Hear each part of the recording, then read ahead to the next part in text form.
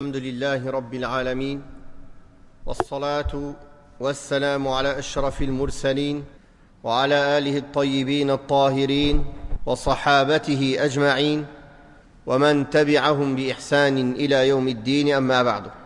نتابع هذه السلسلة من الدروس في قراءة ربع ياسين، ونحن وصلنا إلى سورة محمد وترجمتها باللغة الفرنسية وذكر أحكامها باللغة الفرنسية.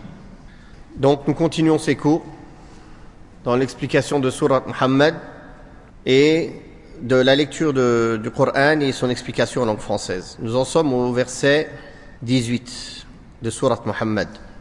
أعوذ بالله من الشيطان الرجيم فهل ينظرون إلا الساعة أن تأتيهم بغتة فقد جاء أشراطها فأنى لهم إذا جاءتهم ذكراهم فاعلم أنه لا إله إلا الله واستغفر لذنبك وللمؤمنين والمؤمنات والله يعلم متقلبكم ومثواكم. ويقول الذين آمنوا لولا نزلت سورة فإذا أنزلت سورة محكمة وذكر فيها القتال رأيت الذين في قلوبهم مرض ينظرون إليك نظر المغشي عليه من الموت فأولى لهم طاعة وقول معروف فإذا عزم الأمر فلو صدقوا الله لكان خيرا لهم فهل عسيتم إن توليتم أن تفسدوا في الأرض وتقطعوا أرحامكم أولئك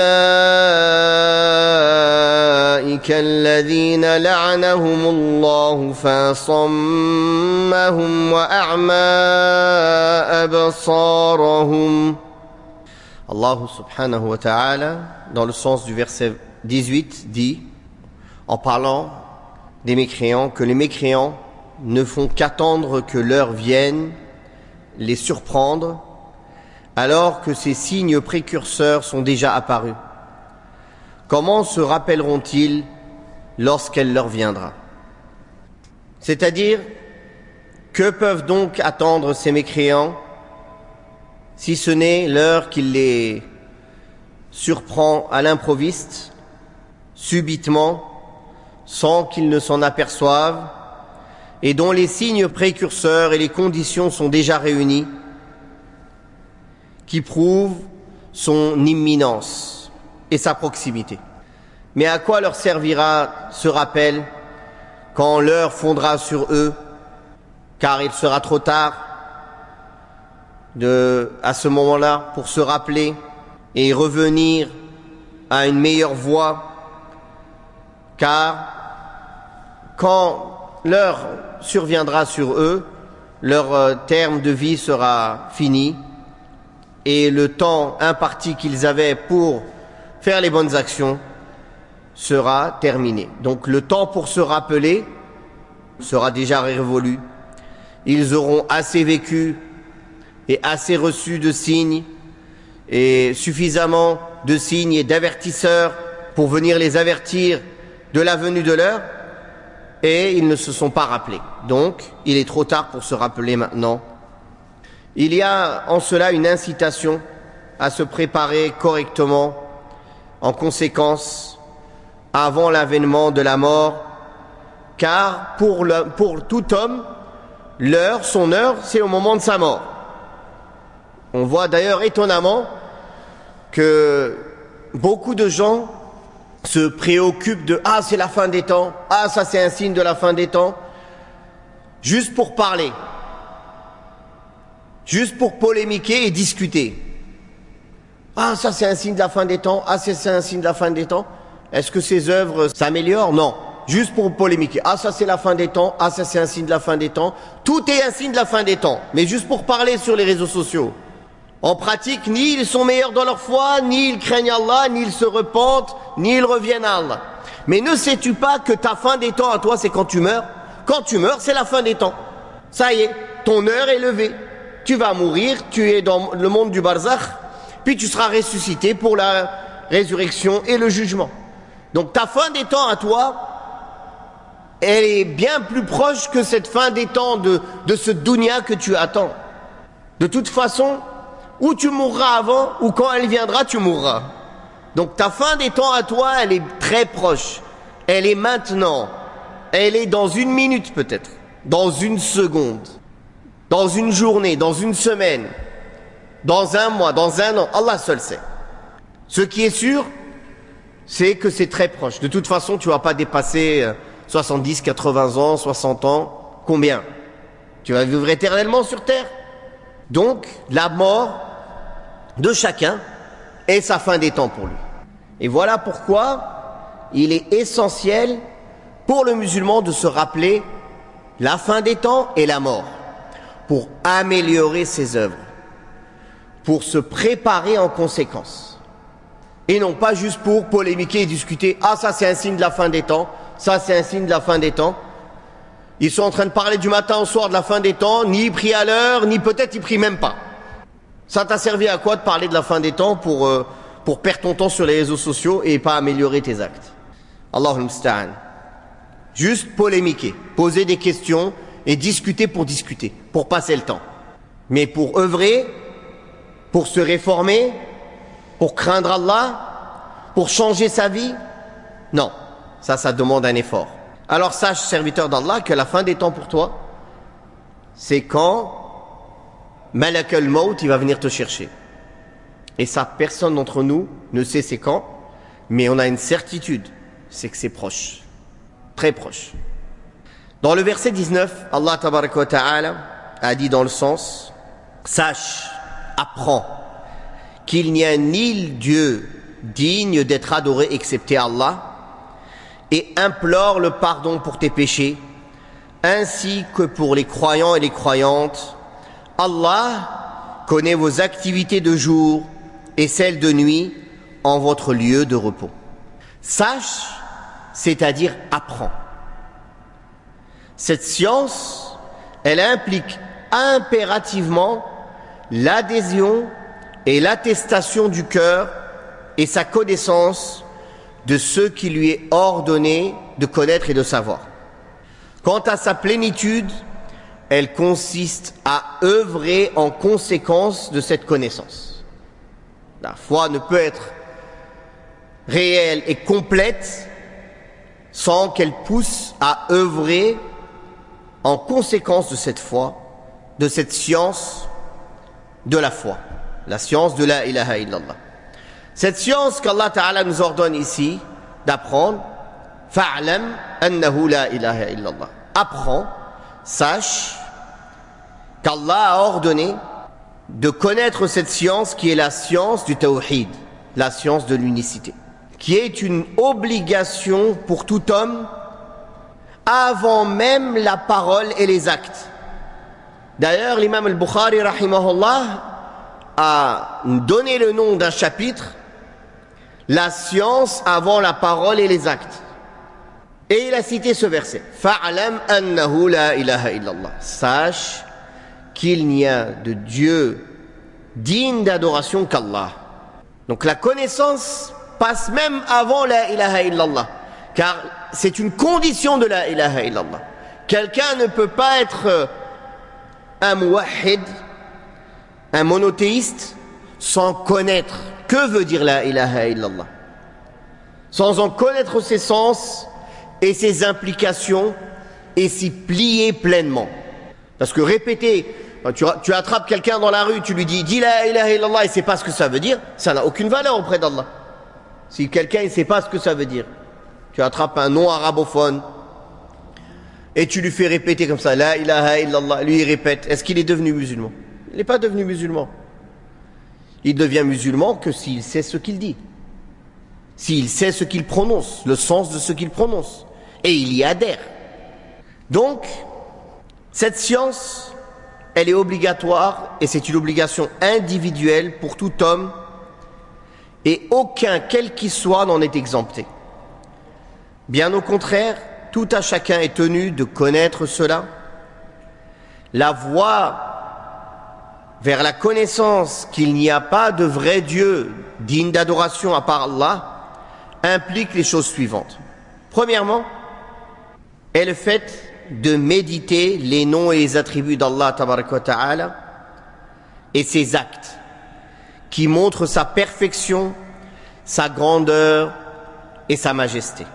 Cette méditation est de nature à inciter l'homme à fournir des efforts pour reconnaître l'unicité de son Seigneur, lui consacrer son adoration exclusivement, lui, subhanahu wa ta'ala, qui est parfait, qui possède la louange, la gloire, la majesté et la beauté. La deuxième est la connaissance que Allah est le seul créateur, maître et gérant des univers et de tout ce qu'ils contiennent. De cette connaissance découle la reconnaissance qu'il est le seul Dieu digne d'être adoré, seul sans associé. La troisième est de savoir qu'Allah est le seul à pouvoir accorder ses bienfaits manifestes et cachés, spirituels et mondains, profanes. Cette connaissance incite les cœurs à aimer Allah, à s'attacher à lui et à ne reconnaître aucun autre faux Dieu en dehors de lui et à ne lui donner aucun associé. La quatrième chose qui implique ce savoir, cette quatrième chose consiste au fait que nous voyons et entendons ce que nous voyons et nous entendons des récompenses qu'Allah tabaraka wa ta'ala a réservées, a accordées à ses bien-aimés, attestent de son unicité. En leur accordant la victoire et ses faveurs et le châtiment qu'il fait subir à ses ennemis associatres polythéistes, tout cela est de nature à faire comprendre aux gens qui réfléchissent et qui méditent que Allah tabaraka wa ta'ala est le seul à mériter l'exclusivité de l'adoration. La cinquième chose est la connaissance des caractéristiques des idoles et des fausses divinités adorées en dehors d'Allah, qui ont été adorées avec Allah et considérées comme des divinités, en sachant et en se rendant compte combien elles sont imparfaites à tout point de vue. Elles sont pauvres par essence, ne possèdent ni pour elles-mêmes ni pour leurs adorateurs le pouvoir de leur être utile ou de leur nuire, ni de faire mourir, ni de faire vivre, ni de ressusciter, ni de récompenser, ni de punir. En outre, elles ne peuvent porter secours à ceux qui les adorent en dehors d'Allah tabaraka wa ta'ala, ni leur être utile ne serait-ce que le poids d'un atome. En leur faisant obtenir ce qui leur est utile et bénéfique, en repoussant d'eux tout ce qui leur est nuisible et mal. La connaissance de cela implique la certitude qu'il n'y a d'autre vrai Dieu à part Allah et le rejet des divinités adorées en dehors de lui. Le sixième point est la concordance de tous les livres révélés par Allah à ce sujet, sur l'unicité d'Allah. Le septième point est que les élus parmi les hommes, qui sont les plus parfaits parmi la création, sur le plan moral, sur le plan de l'intelligence, de la science, de la justesse de vue, en l'occurrence les prophètes d'Allah, ainsi que les savants initiés, ont tous témoigné de l'unicité d'Allah. Le huitième point réside dans les preuves, dans la création universelle et cosmique, ainsi que rationnelle et psychique, établie par Allah tabaraka wa ta'ala dans l'univers et qui prouve son unicité de façon manifeste. De même que dans les signes et les merveilles de la création qui montrent les subtilités, de sa création et la beauté de sa sagesse, subhanahu wa ta'ala. Ce sont là les voies à travers lesquelles Allah ne cesse d'appeler les hommes pour leur prouver qu'il n'y a d'autre Dieu digne d'adoration que lui. Il les a montrés dans son livre et les a répétés. Lorsque l'homme médite quelques-unes d'entre elles, il acquiert une certitude et une science de cela comme Allah lui a ordonné. Fa'lam annahu la ilaha illallah. Sache qu'il n'y a nul Dieu digne d'adoration à part Allah. Que dire alors si ces preuves se réunissent, concordent et font l'unanimité sur le principe de l'unicité? Dès lors, la foi, la certitude et la science deviennent ancrées dans le cœur de l'homme, en devenant comme une montagne solide, inébranlable, qu'aucun doute, aucune chimère, aucune ambiguïté ne peuvent ébranler, et en avançant dans la voie de la perfection et de la vertu, en dépit des tentations, des passions, des séductions, des difficultés, des malheurs et des épreuves. Cela étant, lorsque tu te tournes vers la grande preuve et l'argument imparable, en l'occurrence la méditation du Coran, la parole d'Allah tabaraka wa ta'ala, et de ces versets, tu te trouveras en face de la grande porte qui mène à la science de l'unicité, en y trouvant comme détail et connaissance ce que tu ne trouveras pas ailleurs. Combien de versets dans le Coran sont venus affirmer l'unicité d'Allah, montrer sa grandeur, montrer les preuves universelles, cosmiques, rationnelles, les preuves textuelles sur l'unicité d'Allah, sur le fait qu'il mérite seul l'adoration, la nullité des divinités adorées en dehors de lui, qu'il est le seul créateur, gérant, possesseur de l'univers, qu'il a les plus beaux noms, les plus beaux attributs, les plus beaux actes, parfaits, empreints de sagesse et de science. Donc la personne qui lit et médite le Coran ne peut que comprendre et apprendre cette unicité d'Allah tabaraka wa ta'ala, bien sûr s'il a un cœur vivant et il médite l'essence du Coran. Et ceci, il ne le trouvera pas ailleurs comme il le trouve dans le Coran. Et dans ce verset où Allah tabaraka wa ta'ala dit « Fa'alam annahu la ilaha illallah » sache qu'il n'y a nul Dieu digne d'adoration excepté Allah, ou nul vrai Dieu à part Allah, et demande pardon pour tes péchés. C'est-à-dire Allah tabaraka wa ta'ala ordonne à tous les croyants, à travers le prophète sallallahu alayhi wa sallam, c'est un ordre dirigé vers lui et vers tous les croyants, que quand on fait une erreur, un faux pas, on doit revenir repentant vers Allah subhanahu wa ta'ala. En appliquant toutes les causes du pardon, comme le fait de se repentir. Le repentir, c'est le regret. Le pilier le plus important du repentir, c'est le regret. S'il n'y a pas de regret, il n'y a pas de repentir. Si quelqu'un dit « je me suis repenti de mes péchés antérieurs » et quand il en parle, il ne les regrette pas, il est content, il s'en vante, ce n'est pas un repentir. Quelqu'un qui se vante de ses péchés, il ne s'est pas repenti. Parce que le pilier essentiel du repentir est le regret. Si le regret est là, le reste suit. Le reste suit, comme le fait d'arrêter sur le champ et de mettre l'intention ferme de ne plus jamais revenir à ce péché. Si ce péché est lié au droit d'un être humain, d'une créature humaine, alors il devra aussi réparer le tort qu'il a causé à cet être humain, que ce soit en lui donnant une compensation matérielle, ou en demandant son pardon, ou en se mettant à sa disposition pour subir son châtiment. Si par exemple quelqu'un lui a fait du mal, il peut demander le qisas, la loi du talion par exemple. Aussi, l'istighfar, le fait de demander pardon à Allah tabaraka wa ta'ala constamment. La multiplication des bonnes actions, qui sont une cause d'effacer les mauvaises actions. Le prophète sallallahu alayhi wa alihi wa sallam a dit de suivre et fait suivre la mauvaise action par la bonne et elle l'effacera. Et elle l'effacera. De même que l'abandon des péchés et le pardon des torts d'autrui. Tout ceci sont des causes qui aident à demander pardon pour ses péchés et à se repentir à Allah.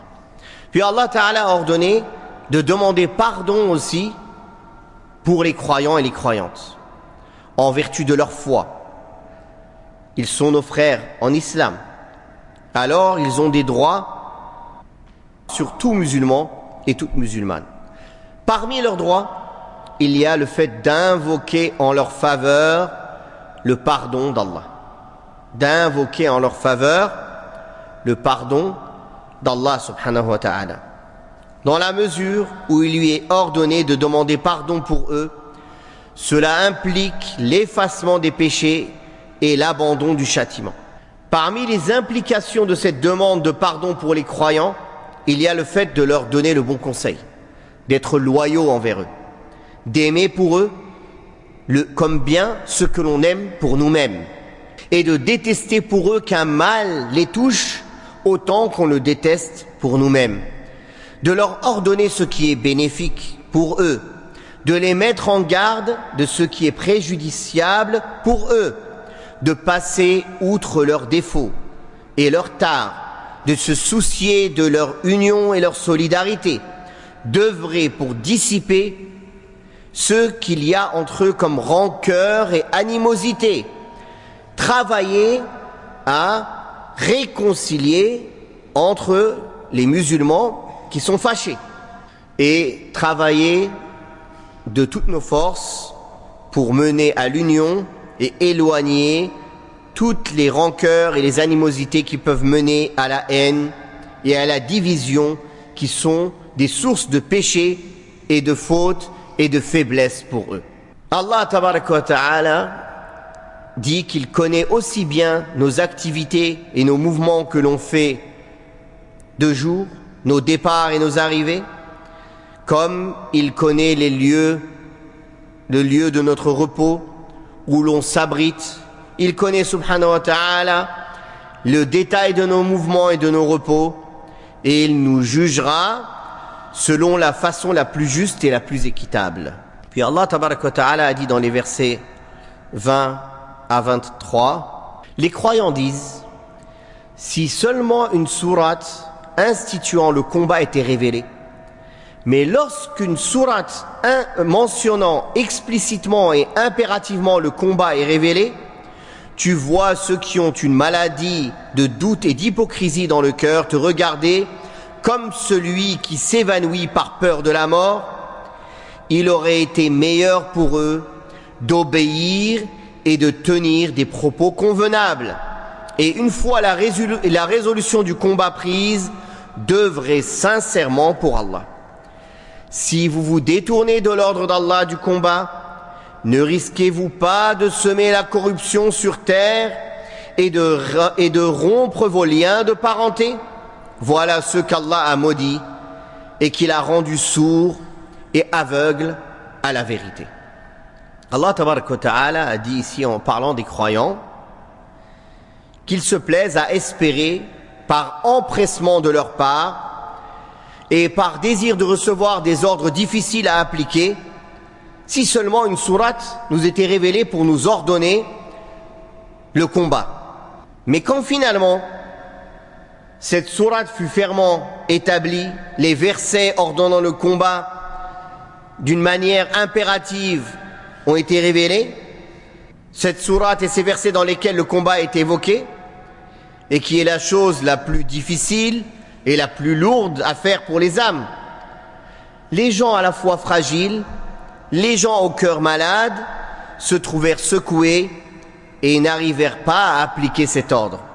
C'est pour cela qu'Allah tabaraka wa ta'ala a dit: tu verras ceux dont le cœur est rongé par la maladie te lancer un regard défaillant, semblable au regard de celui qui perd connaissance à l'approche de la mort, en raison de leur aversion pour cela et des difficultés à pouvoir le supporter. Ce verset est semblable à une autre parole d'Allah tabaraka wa ta'ala dans Surat An-Nisa, où Allah tabaraka wa ta'ala a dit, dans le verset 77, ألم تر إلى الذين قيل لهم كفوا أيديكم وأقيموا الصلاة وآتوا الزكاة فلما كتب عليهم القتال إذا فريق منهم يخشون الناس كخشية الله أو أشد خشية. N'as-tu pas médité l'exemple de ceux à qui nous avions dit de cesser le combat, de ne pas combattre, de se retenir, d'accomplir la prière et d'acquitter la zakat.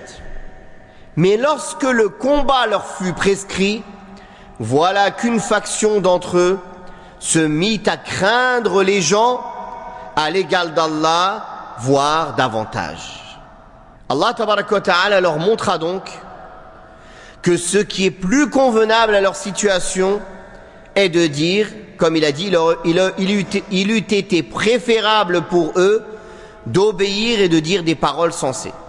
C'est-à-dire qu'il leur suffisait, et il était plus convenable pour eux, d'obéir à ce qu'Allah leur avait ordonné à ce moment-là, présentement, en appliquant strictement ce qu'Allah a ordonné, et en évitant de demander que leur soit légiféré ce qui est difficile à appliquer pour eux. Et une fois la résolution du combat prise, c'est-à-dire qu'une fois que l'ordre leur arrive formellement, dans ce cas-là, s'ils se montrent sincères envers Allah, en plaçant leur confiance en lui, et en s'efforçant d'appliquer son ordre, il eût été préférable pour eux que d'être dans la situation précédente, et ce pour plusieurs raisons. Donc ça, c'est une leçon très importante à tirer de ce verset.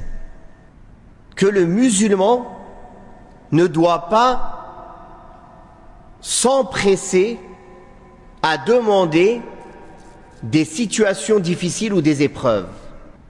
Le prophète sallallahu alayhi wa sallam a dit: n'espérez pas la rencontre de l'ennemi, ne demandez pas la rencontre de l'ennemi, mais une fois dans la bataille, patientez. Donc le musulman ne demande pas des épreuves, des situations difficiles. Je veux être en guerre, je veux des maladies, je veux... Non, demande qu'Allah subhanahu wa ta'ala te préserve de tout cela. Mais si Allah en a décidé autrement, si maintenant il t'a ordonné de patienter dans des épreuves comme celle-ci, patiente, sois sincère, place ta confiance en Allah et fonce. Mais au préalable, ne demande pas ces choses-là. Demande à Allah de te préserver, car tu ne sais pas comment tu réagiras dans ces épreuves-là. Et c'est exactement ce qui s'est passé ici. Dans ces versets, Allah les blâme pour cela.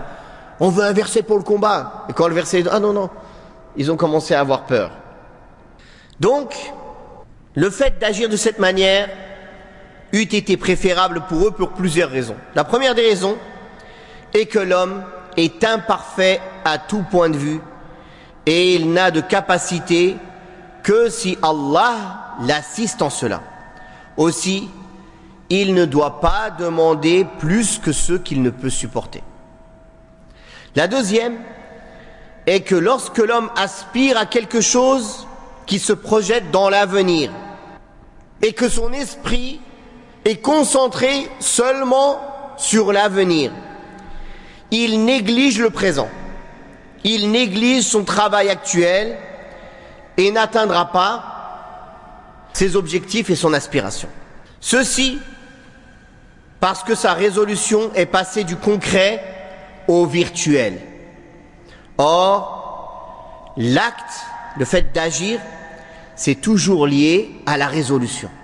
Donc si quelqu'un, ses résolutions, elles sont que dans le virtuel, que dans les espoirs, un jour je serai savant, un jour je serai pieux, un jour mais sans rien faire aujourd'hui. Et aujourd'hui tu fais quoi pour un jour être savant, un jour être pieux, un jour être aimé par Allah? Non, aujourd'hui je fais rien. Je vis que dans les espoirs vains. Si, bien sûr, c'est très bien d'avoir des hautes aspirations et des objectifs dans le futur, mais il faut les traduire par des actes concrets dans le présent. par des actes concrets dans le présent. Et un plan d'action concret qui commence maintenant et non pas demain, tout de suite, car tu ne sais pas si tu vas atteindre demain. Et si tu t'es attelé à agir dès maintenant, avec des grands objectifs et des bonnes intentions, même si tu meurs en route, Allah te ressuscitera et te donnera la récompense selon tes intentions. Car tu avais l'intention et tu avais commencé l'action pour atteindre ces intentions-là, cet objectif-là. Donc les projets d'avenir ne doivent pas être une fin en soi, mais des projets qui doivent nous pousser à utiliser notre résolution, notre motivation, notre force à agir aujourd'hui dans les œuvres qui plaisent à Allah subhanahu wa ta'ala et à délaisser aujourd'hui ce qui provoque le courroux et la colère d'Allah subhanahu wa ta'ala. La troisième raison est que l'homme qui fait des projets dans l'avenir en négligeant ce qui est actuel est semblable à celui qui fait des vœux pieux en croyant les obtenir par sa simple capacité. C'est pour cela qu'il y a des hadiths qui réprouvent le fait de faire cela, de faire des vœux pieux. Je jure pour Allah que je ferai cela. Il se impose des choses qu'Allah ne lui a pas imposées. C'est exactement la même image que ceux qui demandent des choses qu'ils n'ont pas la capacité de faire. C'est pour ça que c'est réprouvé de faire cela. Ils ont dit Allah tu n'es pas avare. C'est pas en faisant des vœux pieux que tu vas soutirer, entre guillemets, comme si tu allais soutirer de force des choses à Allah subhanahu wa ta'ala. Un échange. Je te donne, donne-moi. Non, demande à Allah. T'as pas besoin de faire cet échange. C'est pas comme les gens dans le dunya. Ya Allah, si tu me fais avoir le bac, je jeûnerai 3 jours. Qu'est-ce qu'on en a à faire de ton bac, barakallahu fik? Jeûne 3 jours pour Allah, c'est tout. Sincèrement, pas pour le bac, pour Allah. Ya Allah, si j'arrive à faire tel commerce ou telle chose ou tel argent, que pour dunya d'ailleurs, j'irai faire une umrah pour toi. Pourquoi? Va faire une umrah pour Allah sans condition. Et Allah est riche, il te donnera ce qui est bénéfique pour toi. C'est pour cela qu'il importe de ne pas s'occuper de choses qui dépassent l'être humain et de se soucier plutôt de ce qui l'intéresse présentement. C'est pour ça que le prophète sallallahu alayhi wa sallam a dit Min husni islamil mar'i tarkuhu ma la ya'ni. Il fait partie de signes de bonne appartenance de quelqu'un à l'islam de ne pas s'occuper de ce qui ne le regarde pas. Occupe-toi de ce qui te regarde. Occupe-toi de tes affaires, de ce qui t'est bénéfique. Et tout ceci en s'efforçant, autant que faire se peut, d'accomplir ses œuvres de manière convenable et avec sérieux et abnégation. Ensuite, à chaque fois qu'il passe une étape de la vie, il doit faire preuve de dynamisme et de grande résolution en comptant sur son Seigneur et sur son assistance. Un tel homme est plus à même d'être assisté et dirigé vers la réussite dans toutes ses affaires. Allah tabaraka wa ta'ala montra ensuite l'état de celui qui se dérobe à l'obéissance à son Seigneur en montrant que sa rébellion ne le mène pas au bien, loin s'en faut. Il aura à cause de sa rébellion tout le mal. En disant, dans le sens de sa parole, si vous vous détourniez du combat, se pourrait-il que vous semiez la corruption sur terre et que vous brisiez les liens sacrés du sang? C'est-à-dire qu'il y a 2 choix fondamentaux. Soit l'assiduité dans l'obéissance d'Allah tabaraka wa ta'ala et la conformité à ses ordres, là où réside tout bien, toute guidance et tout salut, soit la désobéissance et la rébellion contre cela, là où réside toute corruption sur terre et toute rupture des liens familiaux. Qu'est-ce qu'Allah a dit de ces gens-là? Il a dit ceux-là, ceux qui ont semé la corruption sur terre et brisé les liens sacrés du sang, sont ceux qu'Allah a maudits, en les éloignant de sa miséricorde et en les mettant à la portée de sa colère et de son courroux, en les frappant de surdité et de cécité. C'est-à-dire qu'il a fait en sorte qu'ils n'entendent plus ce qui leur est bénéfique et qu'ils ne voient plus ce qui leur est utile. Ils ont des ouïes, ils possèdent des ouïes, Mais elles n'entendent pas d'une manière qui les amène à se soumettre et à accepter ce qu'ils entendent. Ils entendent seulement afin que l'argument d'Allah soit établi contre eux le jour du jugement dernier. Ils possèdent des yeux, mais ils sont aveugles. Ce sont les cœurs dans les poitrines qui sont aveugles. Ils ne voient pas avec ses yeux les signes et les exemples et ne se tournent pas par conséquent vers les preuves et les arguments qui les dirigent à la soumission à Allah subhanahu wa ta'ala. Voilà ce que l'on peut dire aujourd'hui sur les versets que l'on a lus. Wallahu ta'ala a'la wa a'lam. Wa sallallahu ala Muhammadin wa ala alihi wa sahbihi wa sallam. Walhamdulillahi rabbil alamin. Et je vais prendre quelques-unes de vos questions, Inch'Allah.